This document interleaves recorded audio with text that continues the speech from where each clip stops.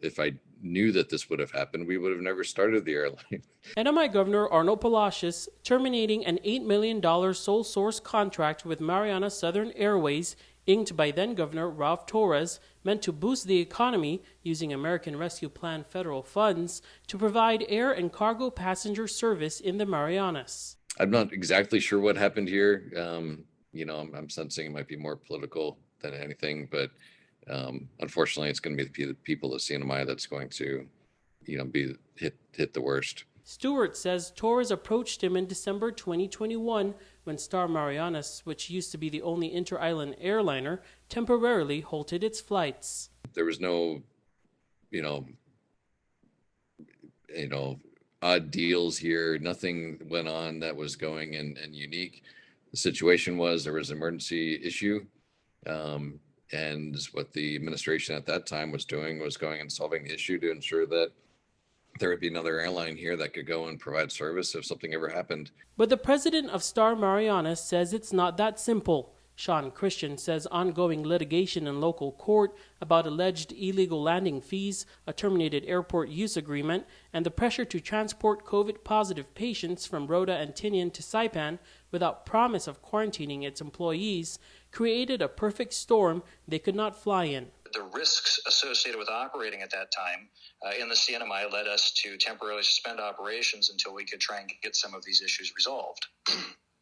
What we find to be rather interesting is that a sole source contract was entered into with a local entity that doesn't even have an air carrier certificate, this MP Enterprises. MP Enterprises and Southern Airways each own half of Marianas Pacific Express, doing business as Marianas Southern Airways.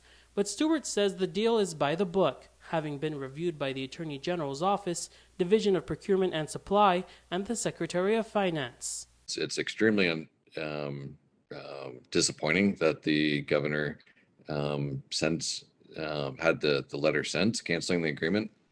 We are still looking and don't believe that ultimately that will be the end decision that the administration will make. He believes the use of ARPA funds was appropriate and their intention was to revive the economy. Canceling this contract or not, going and reinstituting it, we think is going to be a big mistake. In just the first 6 months or so of service, we'd flown 10,000 passengers on our planes.